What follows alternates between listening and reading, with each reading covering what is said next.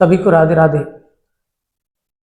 प्यारे विद्यार्थियों, आज आपके लिए लाया हूँ, जैसा कि चल रहा है अलंकार, और अलंकार में शब्द अलंकार चल रहा है।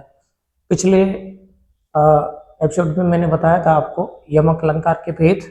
अब मैं आपको शब्द अलंकार के अंतर्गत नेक्स्ट अलंकार जो है वो है श्लेष अलंकार। श्लेष अलंकार, श्लेष अलंकार, श्लेष शब्द का शाब्दिक अर्थ चिपका हुआ होता है, अर्थात जब किसी शब्द एक बार आए और उसमें एक से अधिक अर्थ चिपके हुए हो तो वहां श्लेष अलंकार होता है। अर्थात जब कोई शब्द एक बार आए और उसके एक से अधिक अर्थ लिया जाए तो वहां श्लेष अलंकार होता है। जैसे पानी गए न उबरे मोती मानस चूर्ण।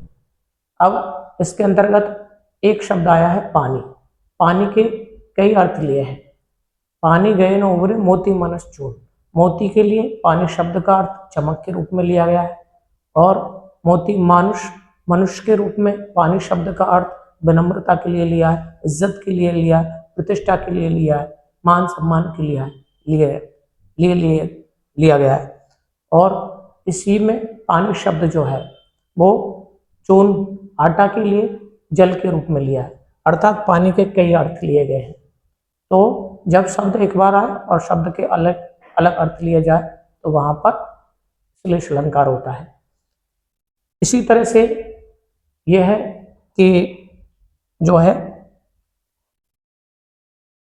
दूसरा अर्थ ले इसमें, तो अजो तरोना ही रहो श्रुति सेवत एक अंग। अजो तरोना ही रहो, तरोना एक जो है कान में पहनने वाला आभूषण जो होता है, तरोना शब्द, तो कान में पहनने वाला आभूषण को भी तरोना कहते हैं। और तरोना अर्थात जो खंड करके टुकड़े करके अर्थ लिया है, तरोना अर्थात जिसकी तरा नहीं है, मुक्ति नहीं है, मोक्ष नहीं हुआ है, अर्थात अभी भी जो निकृष्ट जीव के रूप में है उसके लिए आया है। तो शब्द एक बार आया और उसके अर्थ अलग अलग लिए हैं। इसी तरह से चिरजीवी जोरी जोरे क्यों ने स्नेह गंभीर को घटी है वृषभानु जब बे अलदर के वीर। अब इसमें वृषभानु शब्द जो है इसमें श्लेष अलंकार है, और एक जो है हलदर, तो दोनों में श्लेष अलंकार है। वृषभानुजा, वृषभानुजा शब्द है, वृषभानु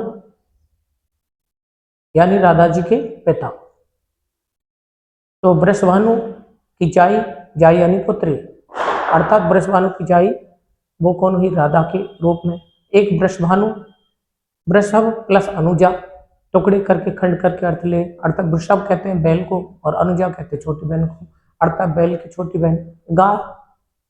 तो वृषभानुजा का एक अर्थ गाय भी होता है और एक वृषभानु शब्द का अर्थ राधा भी होता है।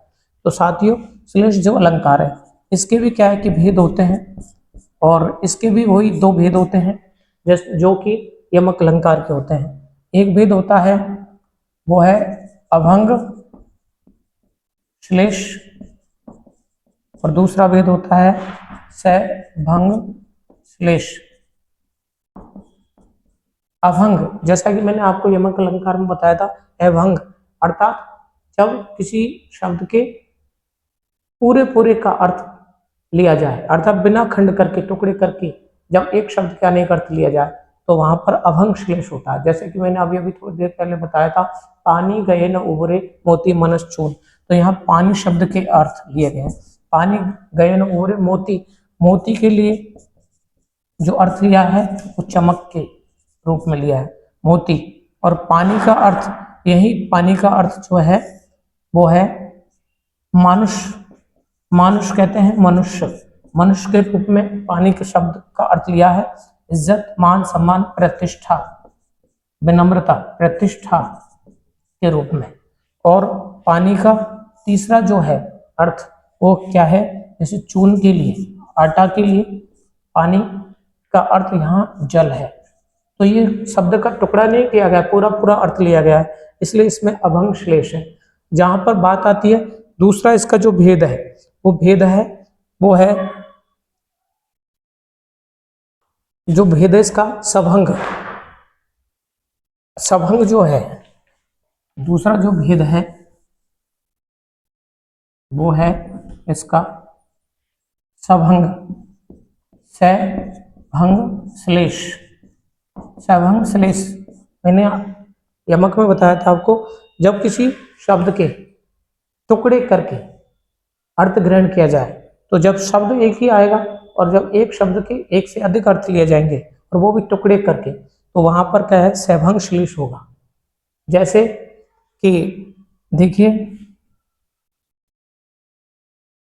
कि चिरजीवी जोरी जुरे, चिरजीवी जोरी जुरे, चिरजीवी जोरी जुरे, जोरी जुरे, क्यों ने स्नेह गंभीर, क्यों ने स्नेह गंभीर, और को घटी ए ब्रस भानुजा, को घटी ए ब्रस भानुजा, ब्रस भानुजा, बे हलधर के वीर, बे हलधर के वीर, वीर शब्द आया भाई हलधर के, तो यहां पर है वृषभानुजा। वृषभानुजा शब्द जो है इसके टुकड़े करें तो जैसे देखिए वृषभ, वृषभ प्लस अनुजा, अनुजा, इसका अर्थ हुआ वृषभ यानी बैल, और अनुजा, अनुजा का अर्थ हुआ छोटी बहन, छोटी बहन, अर्थात इसका मतलब होगा गाय। तो एक अर्थ तो क्या है, वृषभ, वृषभानुजा का अर्थ वृषभ प्लस अनुजा यानी गाय की बैल की छोटी बहन गाय भी होता है। दूसरा अर्थ ले इसका वृषभानु शब्द का, तो वृषभानु, वृषभानु, वृषभानु प्लस झा, अर्थात वृषभानु जो है राधा जी के पिताजी का नाम, तो राधा, और जाई, जाई का अर्थ होता है पुत्री, जाई का अर्थ होता है पुत्री, अर्थात वृषभानु की जाई, तो वृषभानु की जो जाई है, दूसरा अर्थ है राधा। अर्थात इस तरह से क्या है कि खंड करके, टुकड़े करके वृषभानु शब्द, वृषभानु जा शब्द जो है उसके दो अर्थ निकल रहे हैं, एक तो गाय और दूसरा राधा। तो इसमें हम कह सकते हैं कि इसमें सभंग श्लेष होगा।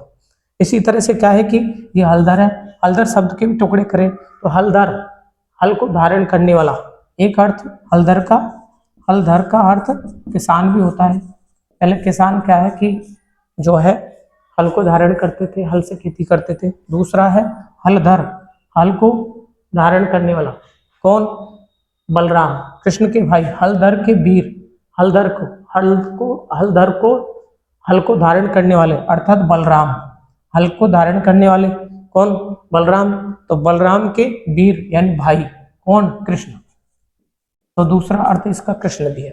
हलधर, हलधर शब्द आया हल को धारण करने वाले, हल रखते थे, उनका जो है अस्त्र था किनका, भगवान श्री कृष्ण के बड़े भाई बलराम जी का, तो हलधर तो यानी बलराम, और वीर यानी भाई, अर्थात बलराम के भाई तो कृष्ण भी है। तो एक अर्थ हो गया हलधर का किसान और दूसरा अर्थ हो गया कृष्ण। अर्थात जब शब्द के खंड करके अर्थ लिए हैं, अर्थात हम कह सकते हैं कि इसके अंदर सभंग श्लेष अलंकार है। इसी तरह से क्या है दूसरा अर्थ, दूसरा उदाहरण भी देख सकते हैं हम इसमें। एक उदाहरण और है, अजो तरोना ही रहो, मैंने बताया भी था आपको, अजो तरोना ही रहो, अजो तरोना, तरोना, तर ओना, अजो तरोना ही रहो, ही रहो, श्रुति सेवत एक अंग, श्रुति, श्रुति सेवत एक अंग। अब इसमें क्या है कि तरोना शब्द जो है, तरोना शब्द के खंड करके जो अर्थ ग्रहण होगा हमें प्राप्त होगा, उसमें सभंग श्लेष अलंकार होगा। जैसे तरोना, एक है तरोना यानी तर यो ना, अर्थात तरा नहीं, एक तो इसका अर्थ है अर्थात मोक्ष नहीं हुआ, मुक्ति नहीं मिली, अभी के अभी निकृष्ट जीव, इसका मतलब है निकृष्ट जीव। एक है तरोना, एक तरोना शब्द का शाब्दिक अर्थ जो कान में जो आभूषण होता है उसको भी कहते हैं, कान में पहने जाने वाला आभूषण जो है उसको भी तरोना कहते हैं। तो हम कह सकते हैं इस शब्द के खंड करके टुकड़े करके एक अर्थ निकल रहा है, तरोना का अर्थ होता है कान में पहने जाने वाला आभूषण, और एक का अर्थ है तरोना अर्थात तरा नहीं, अर्थात अभी भी मोक्ष की प्राप्ति नहीं, मुक्ति नहीं हुई। तो इस तरह से हम कह सकते हैं कि इसमें जो अलंकार होगा वो श्लेष अलंकार का सभंग यमक अलंकार होगा। धन्यवाद।